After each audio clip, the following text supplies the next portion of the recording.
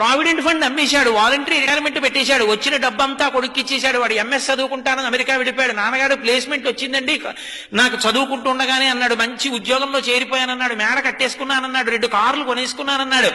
ఒరే ఒక్కసారి రారా అంటే మాత్రం నాన్నగారండి ఇప్పుడు సెలవు కుదరదండి, నేను వస్తానండి, స్కైప్ లో చూడండి నన్ను కావాలంటే అన్నాడు. ఎప్పుడో వస్తాడు వాడు, ఉన్నదంతా వాడికి ఇచ్చాడు. ఒరే నాకు ఇస్తావా అని అడుగుతాడా తండ్రి? అడగడు. ఆ పెంకుటింట్లో ఉంటున్నాడు. నాన్నగారండి విమానం అంత కారు కొనుక్కున్నాను ఫోటో పంపించాడు. అది చూసి ఈ పెద్ద ఆయన పెంకుటింట్లోంచి రోహిణీ కార్తెలో ఉత్తరీయ నెత్తి మీద వేసుకుని ఎదురింటికి వెళ్ళి తలుపు కొట్టి మా అబ్బాయి విమానం అంత కారు కొనుక్కున్నట్ట ఫోటో చూడండి అంటాడు. నువ్వు పెంకుటింట్లో ఉంటున్నావు కదరా అంటే, పోన్లేదురో ఎంతకాలం బతుకుతాను, మా అబ్బాయి సంతోషంగా ఉన్నాడుగా అంటాడు. కొడుకు యొక్క సంతోషాన్ని చూసి సంతోషించగలిగిన వాడు తండ్రి. తను సంతోషించి కొడుకు సంతోషించాలనడం అది తండ్రితనం అంటే.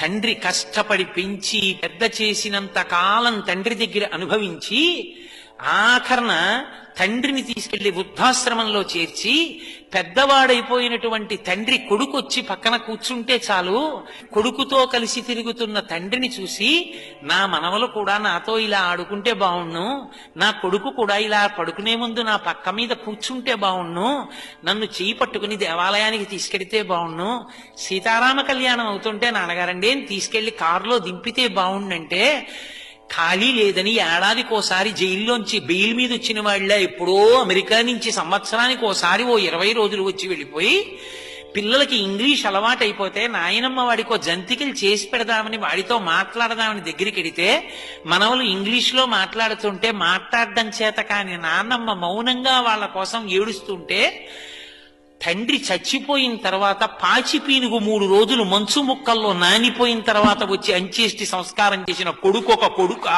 వాడి సంపాదన ఒక సంపాదన. తండ్రి పక్కన కూర్చున్నవాడు తండ్రిని సంతోషపెట్టినవాడు కొడుకు. విదేశాలు వెళ్ళొద్దంటలేదు, ఉద్యోగాలు చెయ్యొద్దంటలేదు, కానీ తల్లిదండ్రులు పెద్దవాళ్ళు అయిపోయిన తర్వాత వాళ్ళ సంతోషాన్ని తీర్చడం కూడా కొడుకుల కర్తవ్యం. కొడుకు లాంటి వాళ్ళు చాలా మంది ఉండొచ్చు, కూతురు లాంటి వాళ్ళు చాలా మంది ఉండొచ్చు, కానీ కన్న కడుపున పుట్టిన కొడుకు కొడుకి. వాడికి ఆ కర్తవ్యం లేనప్పుడు వాడికన్నా ఇంట పెరుగుతున్న పెంపుడు కుక్క మీద.